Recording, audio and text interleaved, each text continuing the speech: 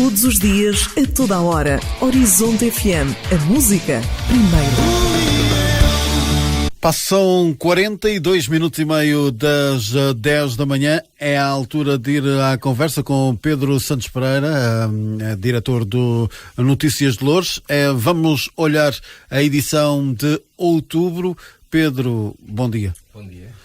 Vamos então olhar esta edição e começando por olhar certamente para o tema forte desta edição, porque as eleições foram há bem pouco tempo às autárquicas. É verdade.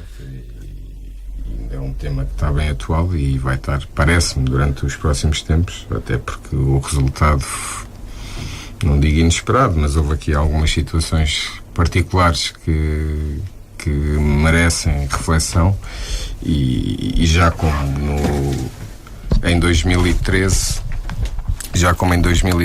também não tinha havido uma maioria absoluta, apenas uma maioria relativa, desta volta voltou a acontecer o mesmo, só com algumas particularidades.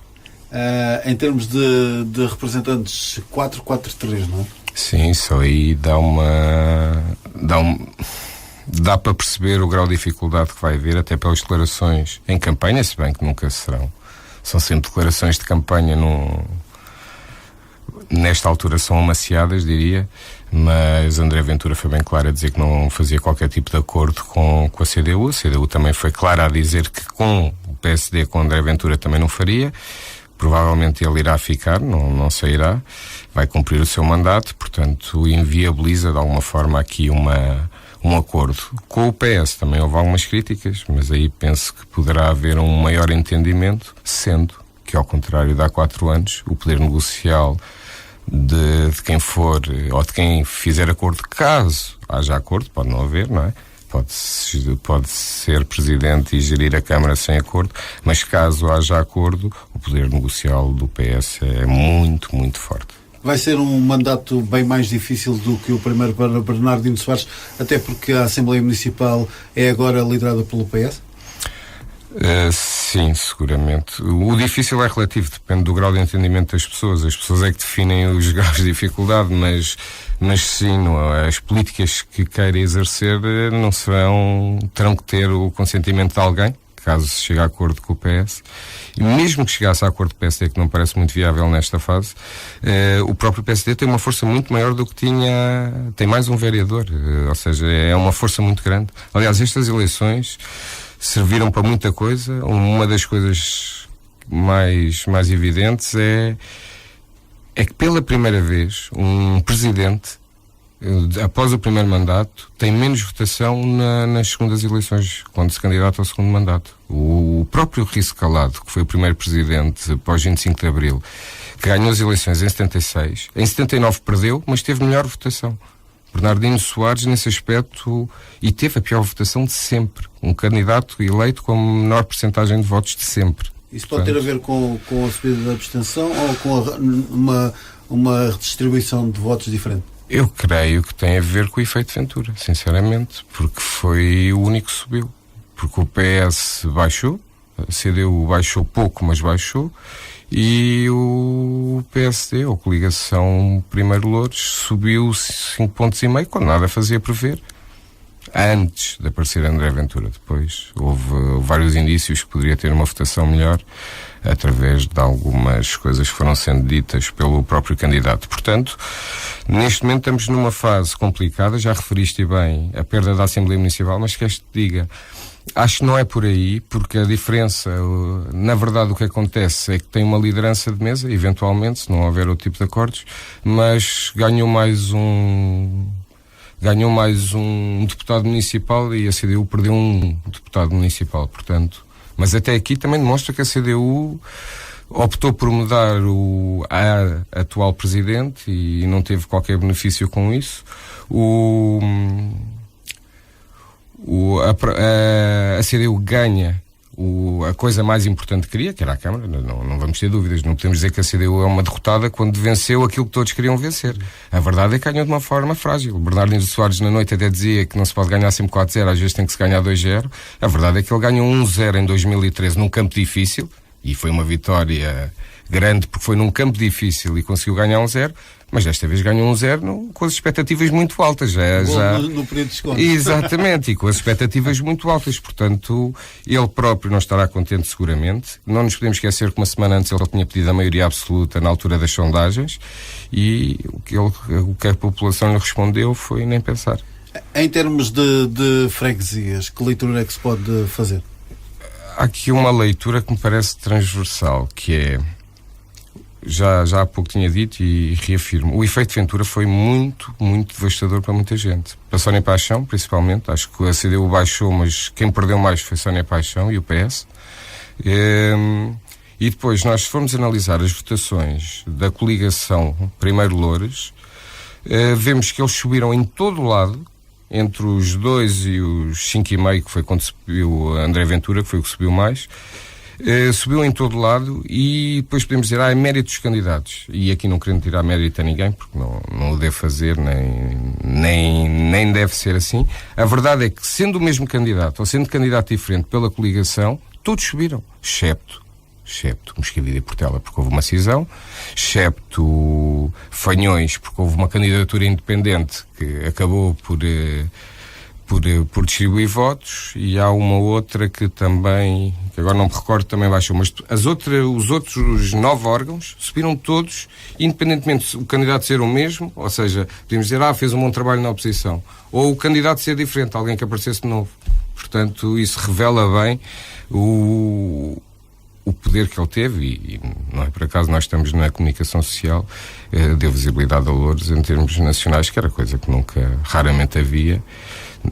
Depois podemos discutir se foi pelos bons ou pelos maus motivos, já me exprimi sobre isso, mas houve esse mediatismo. Em termos de juntas de freguesia, o PS é o grande vencedor, porque ganhou mais uma, a CDU manteve-se, e o grande perdedor, sem dúvida nenhuma, é o PSD, que perdeu aquela que tinha mais população. E isso, já agora que referir, que se há casos em que podemos dizer que um voto vale um voto, é o caso da junta de freguesia de Camarato, Tunes e Apelação, onde há 4 anos a CDU venceu por 3 votos e agora venceu o PS por 9. Portanto, ali o facto... É voto a voto. Se tivermos um casamento temos que pensar 2 vezes se vamos ou não, porque ali vale a pena. Vale a pena. Faz diferença. Pedro, nesta edição de outubro, embora estas eleições autárquicas preencham grande espaço, há outros motivos de notícia nas últimas semanas no Conselho, por exemplo, com o regresso da Segurança Social a Sacavém. Sim, isso é uma boa notícia, principalmente para esta zona do Conselho, porque não terá que se deslocar a Loures e todos os custos que isso agrega, desde o tempo, a parte financeira, e depois de 2 anos e algum tempo, no dia 29 de setembro, abriu aqui em Sacavém, na Quinta do Património, o novo balcão de atendimento, com melhores condições. Portanto, nesse aspecto, apesar de ter estado fechado, não ser uma coisa positiva, mas nesse aspecto até acabou por melhorar, e é uma excelente notícia para todas as pessoas deste Conselho. Pedro, que outras boas notícias é que se podem ler nesta edição? Tivemos aqui a falar de coisas mais complicadas, como as eleições, mas queria deixar aqui um dos destaques, que é a Pastoral dos Ciganos, ali na Quinta da Fonte, que foi que até parece quase uma contradição. Depois estamos a falar do efeito Ventura, mas a verdade é que é uma instituição que, além de já ter sido condecorada pelo município, tem feito um excelente trabalho, apesar do nome dar a ideia, indiciar que só é virado para a comunidade cigana. Não é verdade. Aliás, tem a comunidade africana também com uma grande expressão lá, e que é exclusivamente dedicada para a população daquela zona da Quinta da Fonte. Tem feito um meritório trabalho e deve ser reconhecido, e deve ter todas as pompas e circunstâncias, como nós agora lhe demos aqui um pequeno destaque, através de uma entrevista com a Aida Massano, a responsável pelo centro pastoral, que não se limitam só a ajudar as crianças, mas todas as famílias, versus também banco alimentar, e ao todo disse-nos que acabaram por fazer uma proteção social a cerca de 60 famílias, o que é relevante. Além disso, também temos as festas, que é sempre uma coisa importante. E uma das que chama mais a atenção no Conselho, que é a Feira Setecentista. É verdade, e continua a ser emblemática e fortíssima, e com uma adesão excepcional de pessoas, e que de ano para ano vai continuando a estar cheia, e não vejo maneira de não estar, e felizmente, e não há motivos para também deixar de estar, e que se celebrou no dia 23 e 24 de setembro, e que tem como ponto alto o cortejo, que agora é noturno. Parece-me que foi uma excelente opção mudar para a noite em vez de ser durante o dia, e que aquela zona belíssima e monumental do Largo Monumental, chama-se mesmo, da zona do Palácio da Mitra, ver toda cheia e com aquelas indumentárias todas, é sempre um motivo gratificante. Entretanto, também houve o Sunset de Moscavide, que continua a ser um sucesso. É aquela avenida durante várias horas muito densa, com alegria e com pessoas a reencontrarem-se, que acaba por ser também um bocadinho o motivo das festas, não só a alegria, mas também que se possam reencontrar outras pessoas. Vai haver a festa do vinho e da vindima com a Gisela João, um concerto, por acaso, isto não foi propositado, mas há um encontro de 2 grandes concertos nesse dia. Portanto, é a Gisela João às 10 horas em Bucelas, mas temos o Pedro Burmester na Igreja da Portela às 9, que eu tive a oportunidade de ver há cerca de 20 anos atrás, e é brutal a forma como ele é um exímio pianista, um dos melhores do mundo seguramente. Também agora está a decorrer o meeting do clarinete, que também é relevante, e com a coordenação do maestro António Saiote. Além de tudo isto, ainda temos também um grande destaque aos ceifeiros da Bem Posta, que fizeram 50 anos e que lançaram um livro para celebrar essa data histórica. O Camarado também recebeu boas notícias, não é? Recebeu o relevado, o Águias de Camarado, o novo relevado sintético, assim como a festa do atletismo, que este ano foi em Moscavide, o encerramento, e o Centro Municipal de Formação de Futsal, um acordo entre a Câmara e o Sporting Clube Portugal, e que já está em andamento, e todos aqueles que tiverem interesse já se poderão inscrever. Entretanto, também há uma notícia muito forte aqui para estes lados, que é o novo edifício autárquico da Portela, que é um desejo com décadas da população, e que não vem sozinho, porque vem associado à Cruz Vermelha, que será quem irá construir o edifício, e que traz um lar de dia, uma quantidade de valências relevantes, como serviços de saúde, salas para atividades, lar sénior. Portanto, numa zona como Portela e Moscavide, que é bastante envelhecida, e é mais um vai reforço. ocupar o espaço onde está hoje já as instalações... Onde era a antiga escola Vasco da Gama, exatamente, onde são as instalações da Junta de Freguesia, que diríamos, de uma forma óbvia, que era a zona mais pobre da Portela e estava numa zona central, que agora vai ser requalificada, e seguramente que lhe dará um melhor aspecto. E isso é uma vantagem para a freguesia, neste caso Moscavide e Portela, mas também para o concelho, que perde um espaço feio e morto e ganha um espaço novo de outras dimensões. Posso adiantar, creio que em 2018 arrancarão as obras. A questão das licenças até ao final deste ano, em princípio, estará tudo tratado, e depois arrancará, portanto já não falta assim tanto. Pedro, estamos praticamente no fecho. Desafiava-te a lançar ainda alguns temas que achas essenciais nesta edição de outubro. E por que não, dentro dos próximos dias e das próximas semanas, o que é que está aí a germinar no concelho? Já tenhas algumas notas? Eu há pouco, desculpa lá, só referir isto, porque houve aqui uma grande conquista, e agora estava a falar de Moscavide e Portela, que foi Moscavide e Portela por parte do PS. Que a Portela sempre foi governada pelo PSD, Moscavide sempre tinha sido governado pelo PS até haver a União de Freguesias. Na primeira instância ganhou o PSD e agora ganhou o PS. É uma grande conquista por parte, neste caso, de Ricardo Lima, tal como já tínhamos falado de Ricardo Leão na Assembleia Municipal, e o reforço em Sacavém da maioria, ou seja, teve maioria absoluta em Sacavém, depois daqueles episódios que nos recordamos com o anterior presidente.